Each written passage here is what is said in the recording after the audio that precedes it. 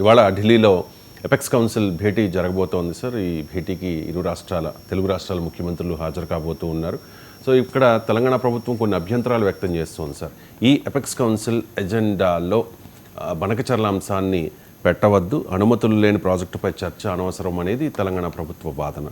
So ఈ భేటీకి సంబంధించి మీ comments. Banakacherla మా విషయంలో స్పష్టంగా తెలంగాణ చెప్పి దాని మీద చర్చ అవసరం లేదని, ఓన్లీ బనకచర్ల గురించే చర్చించాల్సి వస్తే అసలు సమావేశమే అవసరం లేదు, బాయ్కాట్ చేస్తాం. సో సమావేశము ఓవరాల్గా రెండు రాష్ట్రాల నీటి వనరుల పంపిణీ బ్రాడ్గా బనకచర్లన, పాలమూరు రంగారెడ్డి, దిండియా, సో రెండు తెలుగు రాష్ట్రాల మధ్య మీకు రకరకాల నీటి వివాదాలన్నింటినీ కలిపి చర్చించడానికి అపెక్స్ కౌన్సిల్ మీటింగ్ అయితే అటెండ్ అవుతాం. కానీ ఓన్లీ బనకచర్ల అయితే చర్చించేది ఏముంది అన్నది తెలంగాణ ప్రభుత్వ వైఖరి. ఎందుకంటే తెలంగాణ అనుమానం ఏంటి అంటే ఆంధ్రప్రదేశ్ ప్రభుత్వంలో భారతీయ జనతా పార్టీ కూడా ఉంది కనుక, మోడీ సర్కార్లో చంద్రబాబు నాయుడుకు పలుకుబడి ఉంది కనుక ఏకపక్షంగా ఏమైనా కేంద్రం ఆంధ్రప్రదేశ్ ప్రయోజనాల వైపు మొగ్గు చూపుతుందా అని అనుమానం.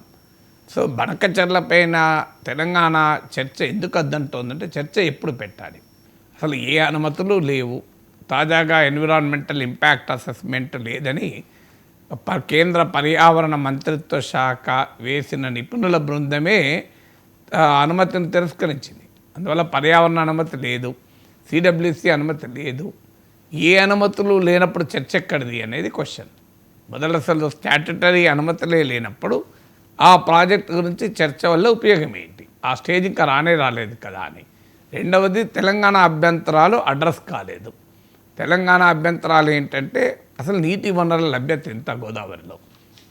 ఇప్పుడు ఆంధ్రప్రదేశ్ అనేది చంద్రబాబు నాయుడు పదే అనేది గోదావరిలో పుష్కలంగా నీళ్లున్నాయి, వృధాగా సముద్రంలో కలిసిపోతున్నాయి, రెండు రాష్ట్రాలు వాడుకుందాం, దీంట్లో అభ్యంతరం ఏంటి అనేది చంద్రబాబు నాయుడు వాదన, ఆంధ్రప్రదేశ్ వాదన.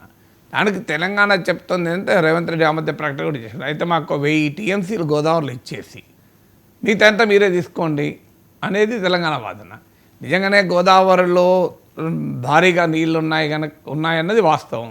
మరి అది వరద జలాలే కదా, మొత్తం మీరే తీసుకోండి, మాకు 1000 టీఎంసీలు అష్యూర్ చేయండి అని. దానికి మన ఆంధ్రప్రదేశ్ అంగీకరించడం లేదు కదా.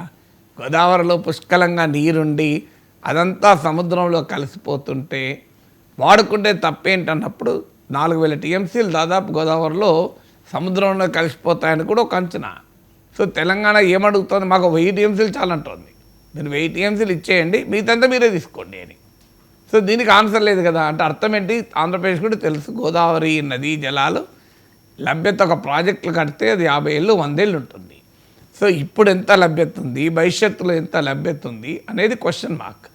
సో అందువల్ల గోదావరిలో నీటి వనరుల లభ్యత ఎంత అనేది ఇంకా తేల్చకుండా అసలు కృష్ణా ట్రిబ్యునల్ ముందు తెలంగాణ కూడా ఒక రాష్ట్రంగా ఏర్పడిన 11 ఏళ్ల తర్వాత కూడా తెలంగాణను కూడా పరిగణలోకి తీసుకొని నదీ జలాల పునః పంపిణీ జరగాలన్నది తెలంగాణ డిమాండ్. ఆ డిమాండ్ కూడా ఇప్పటి వరకు క్లియర్ కాలేదు. దానిపైన సుప్రీంకోర్టుకు కూడా తెలంగాణ వెళ్ళింది. కానీ కేంద్ర ప్రభుత్వం మీరు సుప్రీంకోర్టులో విత్డ్రా చేసుకుంటే మేము దీన్ని పరిష్కరిస్తాం ట్రిబ్యునల్ ద్వారా అన్నారు, విత్డ్రా కూడా చేసుకుంది, ఇంతవరకు పరిష్కారం కాలేదు.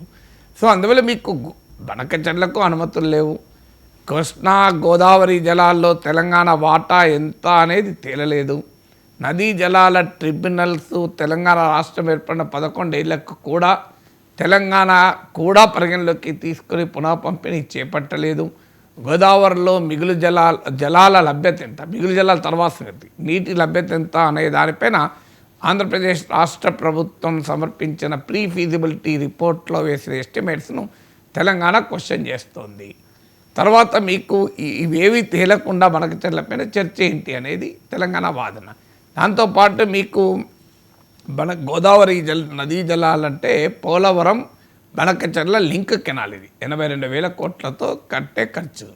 మొదలు బేసిన్ రాష్ట్రాల ప్రజల ప్రయోజనాలు పూర్తి కాకుండా వేరే బేసిన్కు నీళ్లు తరలించడం ఏంటి అనేది తెలంగాణ మౌలిక అబ్జెక్షన్.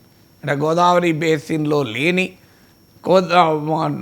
రాయలసీమ ప్రాంతానికి గోదావరి నీటిని తీసుకెళ్తామంటున్నారు. అది తీసుకెళ్లే ముందు బేసిన్ ప్రాంత ప్రజల ప్రయోజనాల్ని నెరవేర్చి తర్వాత అదనంగా ఉన్న వాటర్ను నిజంగానే వాళ్ళ సముద్రంలో కలిసే పరిస్థితి ఉన్నప్పుడు దాన్ని ఇతర బేసిన్లకు తరలించిన అర్థం ఉంది. తర్వాత పోలవరము మీకు మనకచర్ల లింక్ కెనాల్ వల్ల ఏం జరుగుతుంది అంటే పోలవరం నిర్వహణ రూపం కూడా మారుతుంది. అది ఇప్పటికే పోలవరంపై ముంపు పైన ఒరిస్సా, ఛత్తీస్గఢ్లో అభ్యంతరాలు తెలిపాయి. తెలంగాణ కూడా గతంలో అభ్యంతరం చెప్పింది. సో ఒరిస్సా, ఛత్తీస్గఢ్ అభ్యంతరాలు ఇంకా పరిష్కారం కాలేదు. ఈలోగా పోలవరం నిర్వహణను మార్చి ఈవెన్ దానికి మనకచర్ల లింక్ కూడా యాడ్ చేస్తే ఎట్లా కరెక్టు? సో ఇలాంటి అనేక ఇష్యూస్ ఉన్నాయి. మీకు గోదావరి నదీ జలాల్ని కృష్ణాలో కలిపే లింక్ ఇది. కలిపినప్పుడు కృష్ణా జలాల పంపిణీ ఏంటి? మళ్ళీ ఇలాంటి అనేక ఇష్యూస్ తేలకుండా అపెక్స్ కౌన్సిల్ చర్చించి ఏం చేస్తుంది? ఇద్దరు ముఖ్యమంత్రులు కూర్చొని పరిష్కరించుకునేది ఏముంటుంది? ఇద్దరు ముఖ్యమంత్రులు కూర్చుంటే గోదావరిలో ఎన్ని నీళ్ళు ఉన్నాయని తేలుతుందా? ఇద్దరు ముఖ్యమంత్రులు కూర్చుంటే ముంపు ఒరిస్సా, ఛత్తీస్గఢ్లో రైజ్ చేస్తున్న ముంపు అబ్జెక్షన్లు తేలుతాయా? ఇద్దరు తెలంగాణ, ఆంధ్రప్రదేశ్ ముఖ్యమంత్రులు కూర్చుంటే గోదావరిలో వరద జలాల పైన హక్కు ఎవరిది అని తెలుస్తుందా? ఇప్పుడు ఆంధ్రప్రదేశ్ ఇవాళ గోదావరి మిగులు జలాలపైన హక్కు మాదే అని. హక్కు ఎప్పుడూ మిగులు జలాలపైన ఉండదు, వరద జలాలపై ఎవరికీ హక్కు ఉండదు. తెలంగాణ అనేది ఏంటంటే వరద జలాలు, మిగులు జలాలపైన పరివాహక ప్రాంత రాష్ట్రాలు, రైపేరియన్ స్టేట్స్కి అన్నిటికీ హక్కు ఉంటుందని.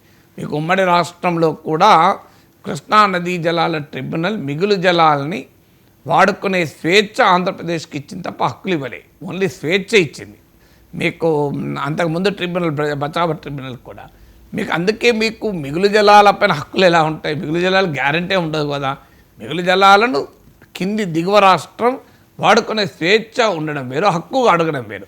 హక్కు అడిగినప్పుడు ఆటోమేటిక్గా పై రాష్ట్రాలు అంగీకరించవు. ఎందుకంటే రేపు ఏదైనా డిస్ట్రెస్ సిచ్యువేషన్ వస్తుంది, మీకు అసలు వాటరే ఉండదు, అప్పుడు నాకు హక్కు ఉంది కదా అని వాదించే ప్రమాదం ఉంటుంది. అందుకొరకు మీకు వరద జలాలు, మిగులు జలాలు సముద్రంలో కలుస్తున్నప్పుడు దిగువ రాష్ట్రం వాడుకుంటే స్వేచ్ఛ ఉంటుంది. Freedom to use surplus water the different, right to use surplus water.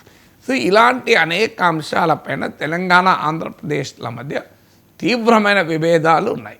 So ఇవి ఏవి పరిష్కారం కాకుండా ఇద్దరు ముఖ్యమంత్రులు కూర్చుంటే, ఇద్దరు ముఖ్యమంత్రుల వ్యవహారం కాదు కదా ఇది. రాజకీయంగా ఇప్పుడు ఆల్రెడీ రేవంత్ రెడ్డి, చంద్రబాబు నాయుడు సాన్నిహిత్యంతో తెలంగాణ ప్రయోజనాల్ని తాకట్టు పెడుతున్నాడు. ఆంధ్రప్రదేశ్ కంటూ బీఆర్ఎస్ తీవ్ర స్థాయిలో విరుచుకుపడుతోంది. మీకు భారతీయ జనతా పార్టీ నాయకుడైన వెదుర శ్రీరామ్, ఆయన కేంద్ర జలవనరుల మంత్రిత్వ శాఖకు మోడీ ప్రభుత్వంలో సలహాదారుగా ఉన్నారు. సో ఆయన అభ్యంతరం చెప్తూ బెనకచర్లపైన ఇవాళ కూడా పత్రికల్లో వచ్చింది. సో అందువల్ల బీజేపీలో కూడా తెలంగాణ నాయకులు అభ్యంతరం చెప్తారు, ఆంధ్ర నాయకులు సమర్థిస్తారు. సో అందువల్ల రాజకీయ పరంగా కూడా రేవంత్ రెడ్డి, చంద్రబాబు నాయుడు వ్యవహారం కాదు కదా ఇది. సో రేవంత్ రెడ్డి రాసి ఇవ్వడానికి తెలంగాణ నీటి వనరులపైన ముఖ్యమంత్రులకు హక్కులు ఉంటాయా? సో దానికో పొలిటికల్ కన్సెన్సస్ కావాలి, రాష్ట్రంలో ఉన్న అన్ని రాజకీయ పార్టీలను కాన్ఫరెన్స్లకు తీసుకోవాలి, దానిపైన పెద్ద చర్చ జరగాలి. ఇవేవీ లేకుండా ఇద్దరు ముఖ్యమంత్రులు కూర్చొని సమావేశం అయితే తేలేది ఏంటి అనేది తెలంగాణ అబ్జెక్షన్స్. చూడాలి ఏం జరుగుతుంది.